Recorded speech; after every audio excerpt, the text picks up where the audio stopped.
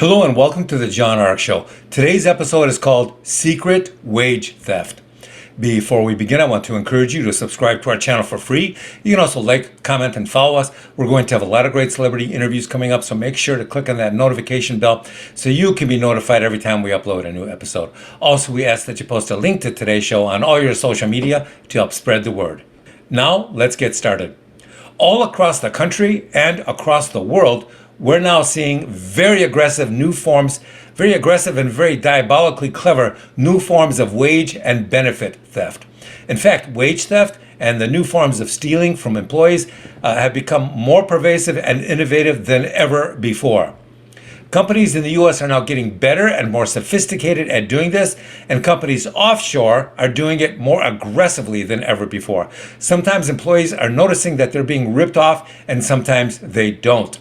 The problem is that it's getting too pervasive. So what are the examples and techniques by which employees are now being ripped off? Today, we're going to reveal some of them.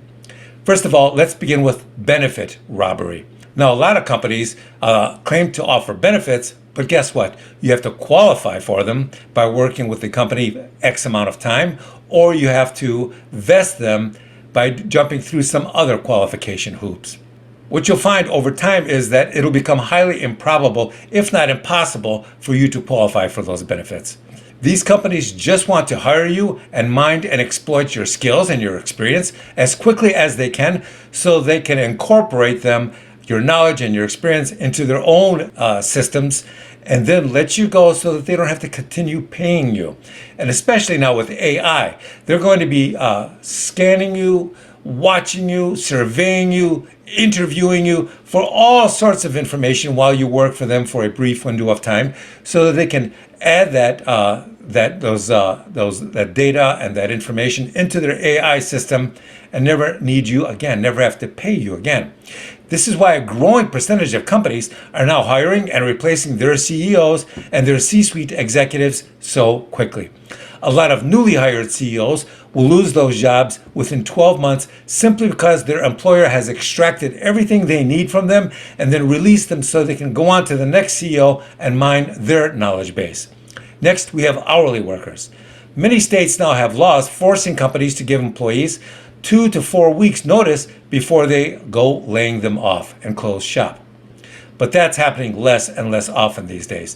Now it's more likely that the company will close its doors and then simply go out of business without giving you any notice and without ever paying you or the other employees your final check. Not distributing people's last check to them is almost becoming a standard practice now. So how is that possible if there are laws against it? Well, they know that not all employees will sue because of this. They will just move on and try and survive until they find another job. They know that those that sue the company for not distributing their final paychecks to them will soon realize that it may take years for them to collect that money.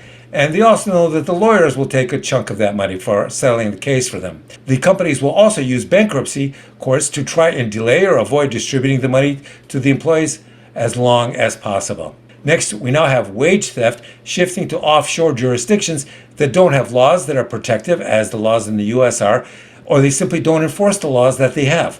One major U.S. tech company recently hired a bunch of employees in the Philippines to help them gather data for their generative AI program. Well, guess what? Upon interviewing these new employees, they were told that they would receive $10 per task completed. But over time, the employees soon realized that instead of receiving the $10 per completed task, they would earn 2 cents per task, and oftentimes they would not even receive that 2 cents because the company would declare that the work they did was substandard. This is becoming more and more common offshore these days. Next, we have commission scalping. This is where you're hired on a commission basis rather than a salary or hourly basis and told that you will receive X dollars for selling such and such. But there always seems to be a reason not to pay your entire commission. Next, we have companies that will limit your bathroom breaks in a way that causes you not to be able to use the bathrooms effectively. For example, they'll give you a 15-minute bathroom break, but the bathrooms in the factory or the plant or the company will be 5 or 10 minutes away.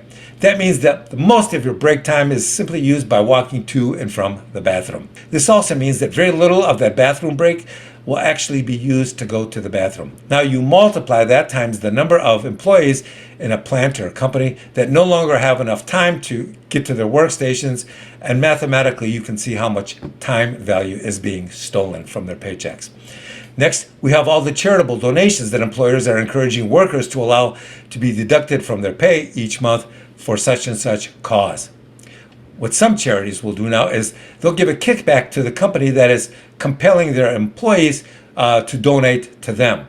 So that means not all of the donations are going to the company, to the charity.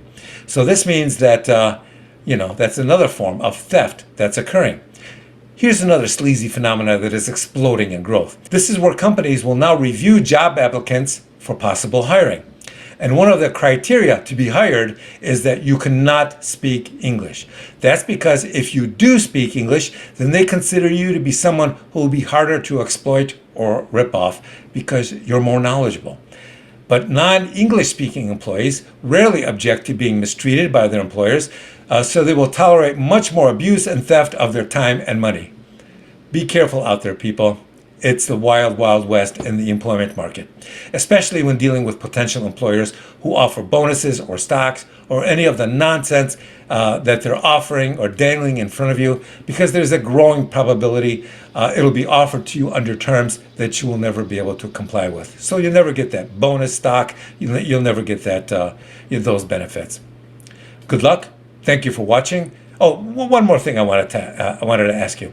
When you're sitting down for your company interview, ask one question. So the last 3 people that had my job before I had it, tell me, how long were they in the job? How many years exactly? I don't need their names or what you pay them. Just tell me precisely how many months or years they were in the job. And if each of the last 3 or 4 employees quit the company after a couple of weeks or a couple of months, run, because you're going to do the same thing. That means the company is horrific when it comes to its treatment of its employees. Good luck. Thank you for watching. I want to encourage you to subscribe to our channel for free. You can also like, comment, and follow us. We're going to have a lot of great celebrity interviews coming up, so make sure to click on that notification bell so you can be notified every time we upload a new episode. Also, we ask that you post a link to today's show on all your social media to help get the word out. Thank you, and we shall see you soon. Bye-bye.